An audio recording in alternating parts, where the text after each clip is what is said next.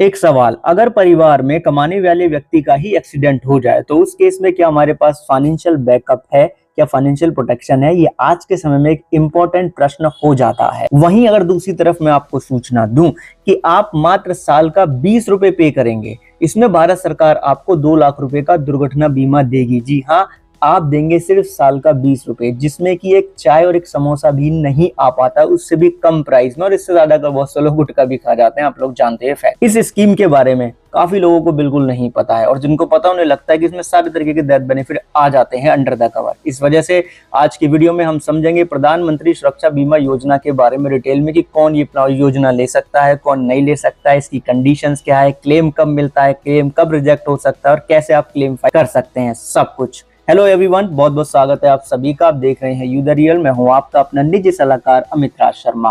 प्रधानमंत्री सुरक्षा बीमा योजना यानी कि PMSBY, ये एक government backed accidental insurance scheme यानी कि सरकार के द्वारा आपके लिए दुर्घटना बीमा योजना, जिसको सरकार ने 2015 में लॉन्च किया। और आपको ध्यान रखना है, ये जीवन बीमा नहीं है, ये एक एक्सीडेंट इंश्योरेंस है यानी कि दुर्घटना बीमा है। इस वजह से इसका जो 1 साल का प्रीमियम है वो केवल 20 रुपए का है। जी हाँ, 20 रुपए। तो 1 जून पे ये प्रीमियम आपका डिडक्ट होगा, यानी कि 1 जून से आपका कवर चालू होगा साल में और 31 मई तक वैलिड रहेगा। यानी कि 1 जून से लेकर के अगले साल 31 मई की डेट तक आपका कवर इसमें रहता है और ये ऑटो डेबिट होता है आपका प्रीमियम। इसके लिए आपकी आयु 18 से 70 साल की होना चाहिए, आपके पास सेविंग बैंक अकाउंट हो, या आपके पास पोस्ट ऑफिस में अगर आपका सेविंग अकाउंट है तो आप वहां से जाकर डायरेक्टली ये ऑप्शन अवेल कर सकते हैं, स्कीम ले सकते हैं। और ऑनलाइन भी आप इसको ले सकते हैं। ऑनलाइन किस तरीके से मैं आगे बताऊंगा। अब सबसे पहले समझना हमें यहाँ पे ये है कि प्रधानमंत्री सुरक्षा बीमा योजना में इंश्योरेंस कवर कैसे काम करता है। नंबर 1, अगर एक्सीडेंट से मृत्यु हो जाती है तो परिवार को 2 लाख रुपए मिल जाएंगे, पॉलिसी बंद हो जाएगी। ठीक है। अब जो सेकंड सिचुएशन है वो है एक्सीडेंटल टोटल परमानेंट डिसेबिलिटी को लेकर के। अगर एक्सीडेंटल टोटल परमानेंट डिसेबिलिटी होती है, जैसे कि दोनों आंखें, दोनों हाथ या दोनों पैर जिन्हें हम बोलते हैं, या एक हाथ या एक पैर खराब हो जाता है, परमानेंट डिसेबल हो जाता है, तो 2 लाख रुपए का अमाउंट आपको मिल जाएगा। थर्ड जो कंडीशन है वो है पार्शियल डिसेबिलिटी को लेके, जैसे कि एक आंख की रोशनी चली जाए, एक हाथ या एक पैर का नुकसान हो जाए तो आपको 1 लाख रुपए का क्लेम मिलेगा। रेस्ट पॉलिसी कंटिन्यू रहेगी 1 लाख के क्लेम के साथ में। अब हमें समझना है कि प्रधानमंत्री सुरक्षा बीमा योजना में क्या क्या अंडर कवर है, कौन से एक्सीडेंट अंडर कवर है, कौन से नहीं। तो रोड एक्सीडेंट, ट्रेन एक्सीडेंट, या किसी ऊंची जगह से हम गिर जाते हैं, या सांप के काटने से मृत्यु हो जाती है, डूबना हो गया, या कोई प्राकृतिक आपदा आ गई उसके चलते मृत्यु हो गई, तो ये अंडर द कवर होगा। और स्नेक बाइट का ध्यान देने वाली बात है कि हम नहीं छेड़ रहे हो, धोखे से ऐसा हो गया हो। तो बात आती है क्या अंडर द कवर नहीं होगा। जैसे हार्ट अटैक से डेथ हो जाए, कैंसर से डेथ हो जाए, किडनी फेलियर हो जाए, तो ये अंडर द कवर नहीं होगा, क्योंकि प्रधानमंत्री सुरक्षा बीमा योजना एक एक्सीडेंटल इंश्योरेंस है ओनली। ये आपको नेचुरल डेथ कवर नहीं देता है। समझने के लिए उदाहरण लेते हैं। मान लेते हैं श्रीमान सुमित हैं, जिनकी आयु 30 साल की, उन्होंने प्रधानमंत्री सुरक्षा बीमा योजना लिया, 2 लाख रुपए का कवर मिलेगा, साल का 20 रुपए का वो प्रीमियम पे करेंगे। अगर मान लो उनकी रोड एक्सीडेंट में मृत्यु हो गई तो उनके नॉमिनी को 2 लाख रुपए मिल जाएंगे और पॉलिसी टर्मिनेट हो जाएगी। यदि सुमित जी की मृत्यु दूसरी तरफ हमने ये माना कि हार्ट अटैक से हो गई, ठीक है, तो ऐसे में कोई क्लेम नहीं मिलेगा और पॉलिसी भी टर्मिनेट हो जाएगी मृत्यु होने के बाद में। तो यहाँ पर डिफरेंशिएट करके मैंने आपको बता दिया कि एक्सीडेंटल कवर है, लेकिन इस बीमारी के चलते कवर नहीं है। बात आती है कि क्लेम कैसे करेंगे। अगर एक्सीडेंटल क्लेम है तो आपको क्लेम फॉर्म चाहिए होगा, डेथ सर्टिफिकेट चाहिए, एक्सीडेंट से रिलेटेड डॉक्यूमेंट चाहिए। अगर FIR पोस्टमार्टम रिपोर्ट रिक्वायर्ड है तो वो भी आपको देनी होगी, सबमिट करनी होगी।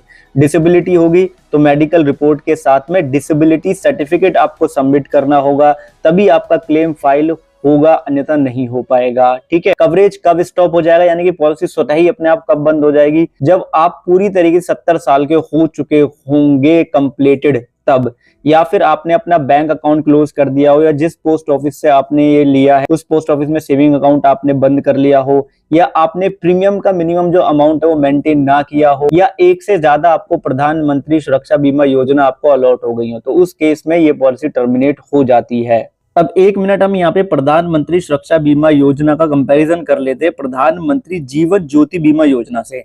अब जो प्रधानमंत्री सुरक्षा बीमा योजना है उसमें केवल एक्सीडेंटल डेथ को ही अंडर द कवर किया गया है, और प्रधानमंत्री जीवन ज्योति बीमा योजना के अंदर नेचुरल डेथ के साथ में एक्सीडेंटल डेथ का भी कवर है।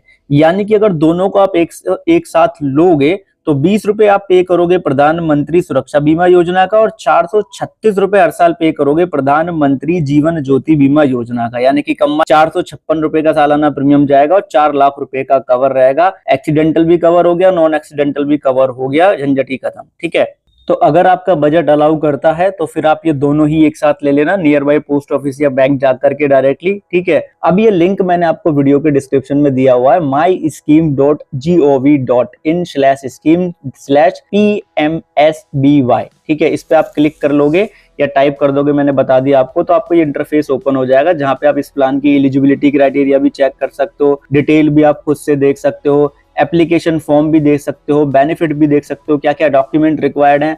डॉक्यूमेंट वही आपका आधार कार्ड, पैन कार्ड होगा, पैन कार्ड की जरूरत नहीं पड़ेगी, आधार कार्ड से ही ये हो जाता है। ठीक है, अब यहाँ पे स्कीम की गाइडलाइन भी आप जाके पढ़ सकते हो। वैसे मैंने आपको सिंप्लीफाई करके सब कुछ बता दिया है, बस मैं ये दिखा रहा हूँ कि ऑनलाइन आप इस लिंक से भी सारी इंफॉर्मेशन आप चेक कर सकते हो, कोई आपको दिक्कत नहीं आएगी। एप्लीकेशन प्रोसेस का भी यहाँ पे डिटेल दिया गया है, यहाँ पे लिंक दिया गया है। स्टेप 1 में, स्टेप 2 में डिटेल बताई कैसे डाउनलोड कर लो, स्टेप 3 में बताया कि आपको लिंक मिल रहा है। यहाँ पे टोल फ्री नंबर दिए गए हैं, इन टोल फ्री नंबर से भी आप डायरेक्टली कांटेक्ट करके डिटेल्स यहाँ पे ले सकते हो। अब अगर हम jansurakshagov.in पे जाएंगे तो वहाँ पे हमें फॉर्म मिल जाएगा, इसका भी लिंक मैं वीडियो के डिस्क्रिप्शन में मैंने मेंशन कर दिया है। जो भी लैंग्वेज आपको सूटेबल लगे, मुझे इंग्लिश सूटेबल लगता है तो मैंने इंग्लिश में यहाँ पे फॉर्म खोल लिया है। इस फॉर्म को जब आप ओपन कर लेंगे तो यहाँ पे आपको अपना नाम, अपने सिग्नेचर, आपका पासपोर्ट साइज फोटो यहाँ पे लग जाएगा, आपके पिताजी का क्या नाम है, आपका परमानेंट एड्रेस क्या है, क्या पिन कोड है, पोस्ट ऑफिस की सारी डिटेल आपको यहाँ पे भरनी होती है। केवाईसी डॉक्यूमेंट में जो डिटेल होती है, यानी कि जो आपके आधार कार्ड में जो डिटेल है, जो पैन कार्ड में डिटेल है, I am sorry pan card की जरूरत नहीं होती है इसमें, आधार कार्ड से ये काम हो जाता है। ठीक है, क्योंकि ये फाइनेंशियल वीकर सेक्शन के लिए होता है। तो जो आधार कार्ड में जो डिटेल है वो आप यहाँ पे मेंशन कर देंगे, बैंक की डिटेल मेंशन कर देंगे, तो फॉर्म आप ये जाके सबमिट कर सकते हैं, नियर बाय बैंक में भी और पोस्ट ऑफिस में भी। तो ऑनलाइन आप डाउनलोड कर सकते हो, उससे आपको थोड़ा टाइम बच जाएगा, बस ये वाली बात है। नहीं तो आप डायरेक्टली पोस्ट ऑफिस या बैंक में जाके भी इस स्कीम को आप अवेल कर सकते हो।